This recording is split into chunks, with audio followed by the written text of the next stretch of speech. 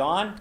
Tell them you'll be on in about 5 seconds. We'll be on in 5 seconds. Hold on. You're on right now, actually. You just came out. Hello, everyone. Welcome to Visual Radio. My guest tonight is Jonathan R. Eller, and he's on the phone right now. Hello, Jonathan. Hello, good to be with you. Hey, same here.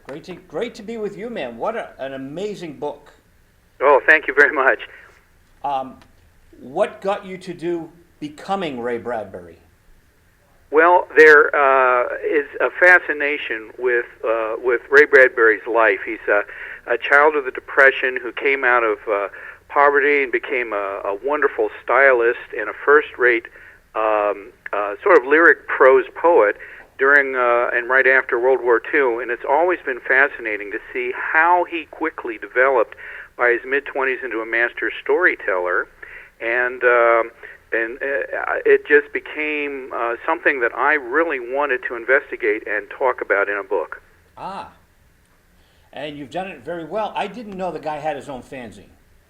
Yes, and because he had artists like Hannes Bach providing him with art material, and some of the other Los Angeles Science Fiction League amateurs and even professionals giving him material, it's considered one of the best of the fanzines, titled Futuria Fantasia. Wow. And this show, everything I did started with my fanzine when I was 15. That's right. So this is so dear to my heart. And when I read that in your book, I was like, yes. It was beautiful. It was hectographed. It wasn't just mimeographed, and he had some helpers there. It was a pretty big, a chapter of the science fiction leagues that were around in the 1930s, and sort of split off into its own thing. And they published their own little fanzines, and his was really the best made of them for the year and a half that it ran. Well, when I was a kid, I'd go to what was called the BosCon, which still exists. It's a Boston science fiction conference. Mm-hmm. And then they had the NorEastCon here, which was the big worldwide one for the Northeast, and they had it in Boston at the Sheraton. It was wonderful. And now there's something called ReaderCon, which is about 21 years old, that they have right up the street here.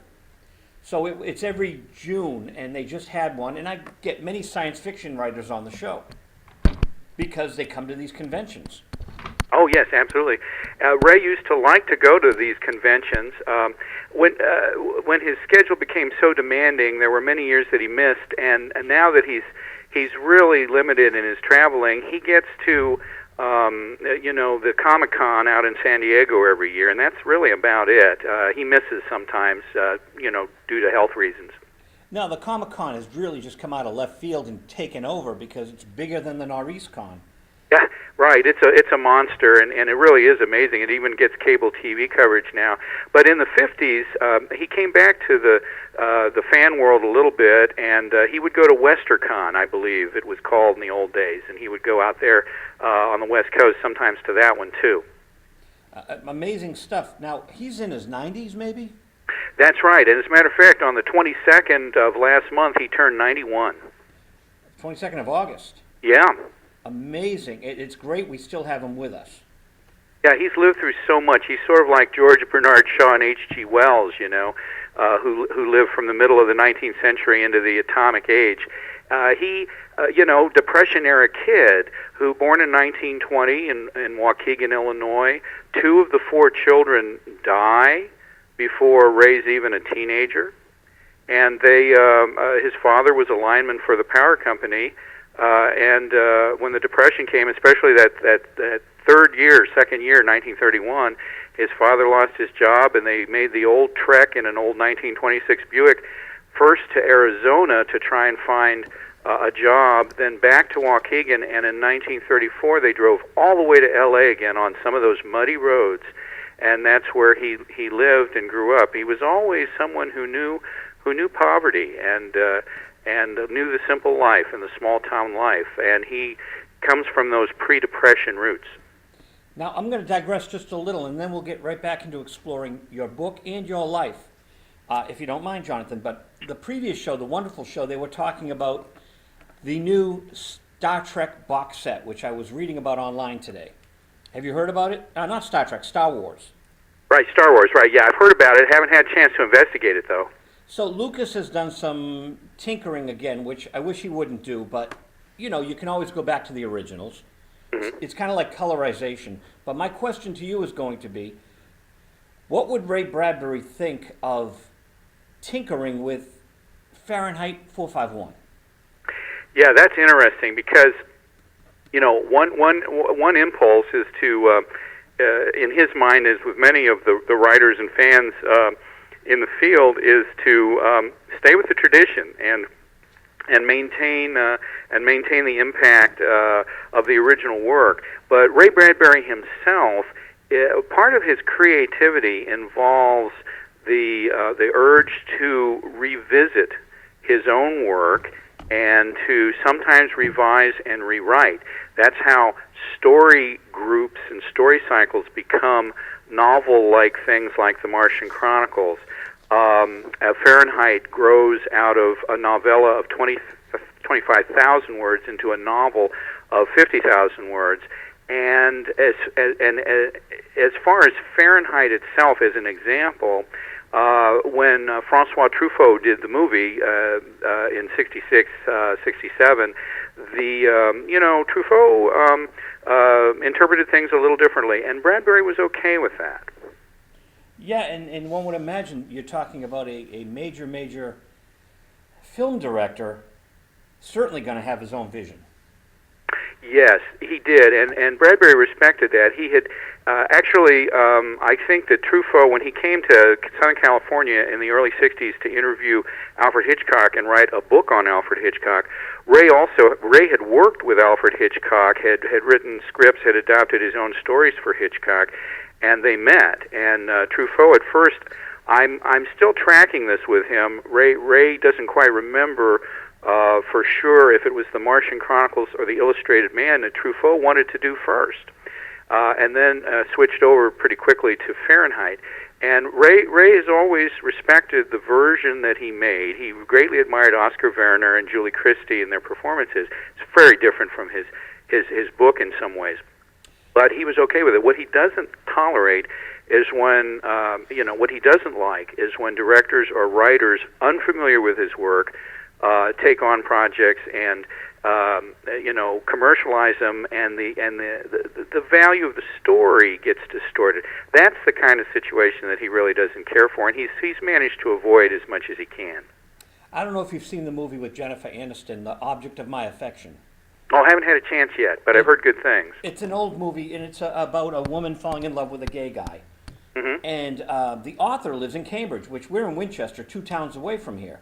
Sure. And I invited Stephen McCauley on. It was a great honor because this movie is on cable all the time.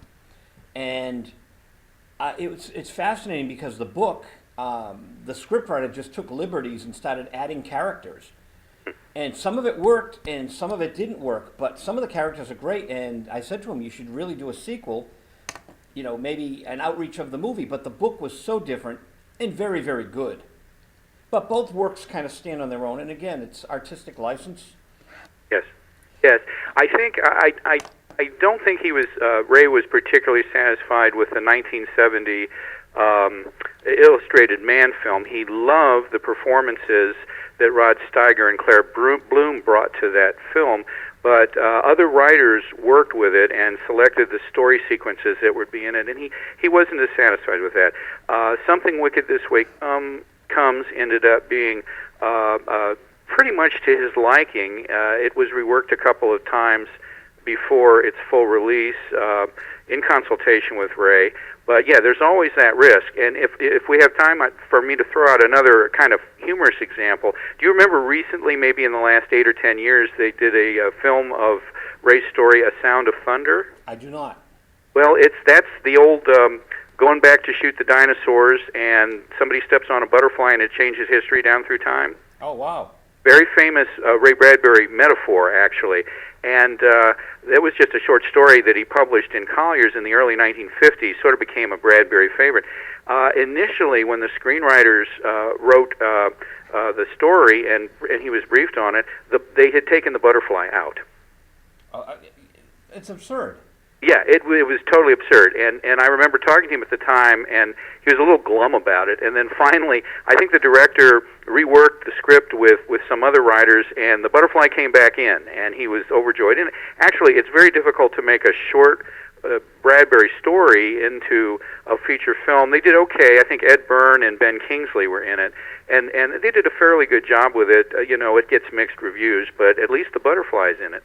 Now, I was 16 when the Rod Steiger film came out, and I just remember the images in Castle of Frankenstein magazine of Rod Steiger, all illustrated. Yes, yes.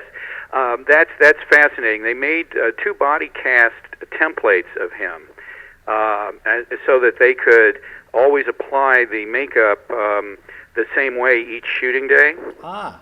And there's some nice pictures of Ray, looking in on that. And actually, at least one of those body casts still survives in a private collection. But that's what they had to work with. Steiger had to endure a lot of makeup for that role throughout the filming. Now, what I'm fascinated by, Jonathan, is that you actually have the what's it called here? The co-founder of the Center for Ray Bradbury Studies. Hmm? Could you explain what that is? Yeah, it's hard to envision an academic center for a single science fiction writer, but Bradbury's profound impact at the popular culture level in all media, and also like Kurt Vonnegut, Bradbury navigated that zone between high literature and popular literature, as some people would call that distinction, and he is an author who deserves, some consideration in academic circles.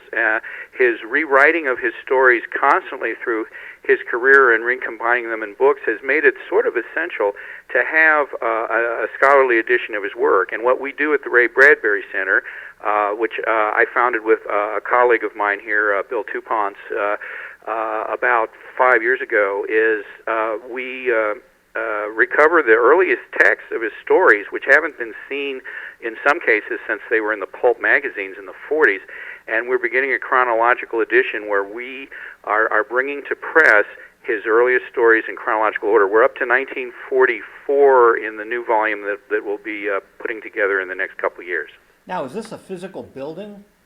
Well, what it is, Indiana University has been awfully good to us. We're up at the Indianapolis campus, which is the other core campus where the medical school is, the old research campus, which is still principal campus downstate in Bloomington. But up at Indianapolis, where we are, we have actually accumulated 3 scholarly editions here. The 19th century figure Frederick Douglass and a couple of philosophers, and we decided to pull it all together with the Ray Bradbury Center here, and we're all together in the in one floor of one of the liberal arts and School of Education buildings up here on campus. We've got about, for the Bradbury Center part of it, I've got about 550 square feet, and that's better than a lot of academic archival operations outside of university libraries. We're not in the university library, so we're real lucky to have that 550 square feet. I would like to grow it, and over time I think we will be able to do that. Now, can the general public go and visit? Yes, with some limitation, only because we're not really fully staffed for research visitors on a regular basis. Bill's getting ready to retire in the next year, and I'm now the director of the center, and we have some graduate assistants, so people can come in by appointment, talking with us, by email or by phone, and what we have there is we have, a pretty good library of Bradbury editions. We have lots of science fiction and fantasy and horror and detective fiction research books, because those are the fields he worked in. And we have some original documents, pulps, a large collection of pulp magazines from his genres. But I guess the biggest thing for scholars and people who want to study Bradbury in general is that we have photocopies of most of the major collections holdings around the country, and a lot of photocopies of Mr. Bradbury's papers that people can have access to on a limited basis. So we're sort of an all-source information center. We have a virtual archive, you might say, photocopies gathered from all around the country. I'm totally fascinated and spellbound by this whole concept, and it's something that I think certain writers deserve. It should be at different universities should have this. Are there a lot of these kind of situations that we don't know about?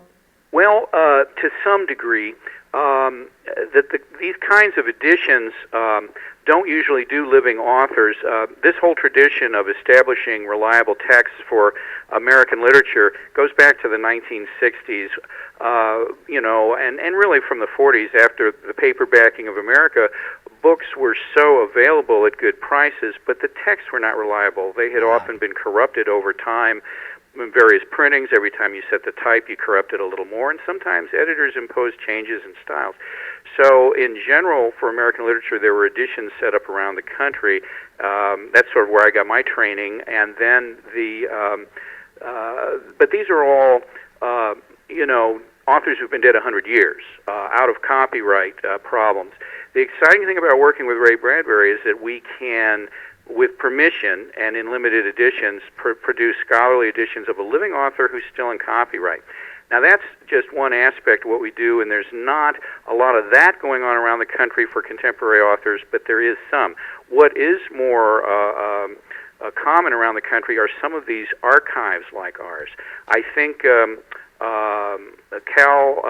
University of California, Santa Clara, it may be Cal State, I'm sorry, I'm not sure the system distinction, but I believe they have the papers of Robert Heinlein there. And then Texas A&M University, Hal Hall, a librarian scholar there, has a big science fiction archive there, and a lot of that is online. The University of Kansas has a science fiction center. Science fiction writer James Gunn, I think, is past faculty member there, retired there, but still active with it. And the University of California, Riverside has also a large center of science fiction studies. So these places are around, usually in academic operations like ours. Totally amazing. So back to your books. Mm-hmm. You have Ray Bradbury, The Life of Fiction, and you're the textual editor of the collected stories of Ray Bradbury. So that's part of what you're discussing right here, the collected stories, correct? Yes, that's exactly, that's our primary goal is to put out the collected stories. It's going to take a long time because it takes more time than we have editors to work with. But so becoming Ray Bradbury was really what I wrote at night times and weekends. I'm an academic scholar here at the university, but this was a labor of love, and so I produced this biography of his early life pretty much on my own time over the last 4 or 5 years. Now, my big question is, how many times have you met Ray? Well, it's been the great good fortune over the last 22 years since I first met him. Our relationship has grown quite a bit, especially over the last 12 or 15 years. I go out for a week in March and a week in October every year, and I work with him and his papers on various projects. He's fascinated by this kind of archival work. He's not at all predisposed to do that kind of work. He's the all-American kid who grew up and started writing books, no college at all for him, and in many ways high school was hard for him. He really wasn't a good lecturer or classroom learner, and he's fascinated by people who will take his work and document how they grew from manuscript through press work to publication. Well, I'm fascinated when you tell me about books being corrupted. It never entered my mind, and I've been reading them my whole life. Well, of course, you have, and we never really think to question these things. We have we run a graduate program here in how to do this kind of scholarly detective work, going back and discovering where the corruptions enter, and going back to try and recover the author's intentions. Down through time, there are lots of these things. Sometimes it will be things like a Henry James novel where 2 chapters are accidentally reversed in order, but that happens in Henry James' novel The Ambassador, which is fairly densely written, and nobody even knew it for 50 years. Well, what should have given me a clue is I have come across it, but I never thought it was a constant problem. I collect a lot of editions of the Bible. And if I'm at book sales, I'll pick up Bibles. Now, I have 2 of the same one, and I'm reading it, and I'm like, wow, this is a typo. And it's the Bible. Don't they have to be a lot more careful with the Bible than anything else? And generally they are. I'd say the Bible has a lot of quality control, but there are additions. Bibliographers like me, descriptive and analytical bibliographers, will often keep some of the best howlers that they find in works of literature. There's a famous mistake in a Faulkner novel where somebody walks through a field and passes a straw cow, and for decades scholars were always trying to figure out what symbol the straw cow meant in Faulkner's work until somebody found out it was a typo for stray cow. And even in the Bible, I've run across scholars who have found, they call the one the printer's Bible because there's a passage in the Testament where Jesus says, I've got publishing on the mind, princes will destroy me. And there's a typo in one Bible where it says, printers will destroy me. Wow. And it's kind of called, I think it's called the Printer's Bible. It's not in print anymore, but it's just, one of those changes that got fixed. But, humans make errors. And we learn in this business, in scholarly editing, the first thing we say jokingly is trust no one. Well, it is, it's so much work, it's so much effort. And how does the mind keep track? Maybe computers now, even with computers, you have too much information that you have to be the watcher of, for want of a better term, the overseer. Mm-hmm. We need people like you who take this incredibly important artist, this author, and keep his legacy alive and available. There's a company up here, NESFA, New England Science Fiction Association. Yes, I'm familiar with them, And they republish beautiful volumes of people that, I'm stunned when I go to ReaderCon that this work would actually be out of print. Mm-hmm. These are major authors whose works have fallen out of print, and they restore them. I love seeing the NESFA editions at some of the conventions I'm able to go to, which isn't very many. Yeah, they're doing a great service with that. And when you put the volumes together, they have 1 7-volume, and when you put them together, there's the painting that is the covers of the 7 volumes, but they have pieces of the painting. Mm-hmm. But if you get all the books and you have them on your shelf, you see the full painting. That's fascinating. That's like those Ballantine editions of The Lord of the Rings when we were kids, and if you put the 3 volumes facing you, it was one long picture. That's beautiful. Probably where they got the idea. Yeah, maybe. Yeah, it's from the same genre. But mm-hmm. as I moved from science fiction onto music, and that's basically my field now, as you saw, yes. Having John Till on to me is Janis is like up there as one of my top 3 favorites of all time. Mm-hmm. Usually at number 1. And to be friends with her guitarist is mind-blowing, Yes. Probably same for you, being friends with Ray Bradbury. Yeah, it's been great. There's I'm young enough to be one of his children. I'm just approaching 60, and here he is, 91, and he's just so amazing to be around. You were talking about who watches these things, and of course, it's fascinating to be around the man who wrote Fahrenheit 451, where one of the underlying themes is who watches the watchers. Ah, right. Which is a sort of, it's the old, I think, Juvenalian classical Roman catchphrase, who watches the watchers. Aldous Huxley did that, of course, in Brave New World, and Ray does it in Fahrenheit. And besides the ideas that he presents, and he's not afraid to present ideas, he's not afraid to talk about why we must not live in a world that's governed by fear. At the same time, he's also incredibly optimistic. I'll spend a day with him working on various things, and then I'll say, "Wow, that was a good day." And he'll look at me and he'll just blink and he'll say, "Well, every day is a good day, isn't it?" Fascinating. When I was thinking of Watchers, I was thinking of the Watchers in Fantastic Four. Oh yes. The comic book. Mm-hmm. So that was basically what I was referencing in my mind as I brought it up. Oh, sure. Yeah, no, that's good. And that's the beautiful thing with Ray. There's all this cross-text, especially across various media with him. That richness, it brings out, he touches so many things, it brings out rich connections with all kinds of other graphic arts. And Stan Lee most likely got it from him. Adoptable to graphic art, too. Stan Lee probably got it from Bradbury or Huxley. Yeah, I would guess, uh-huh. Stan Lee's just an amazing man in himself. Who's going to be his archivist? Yeah, I wonder if he's at all like Bradbury, who's never thrown anything away. I can tell you from firsthand experience, it's going to be a tough job.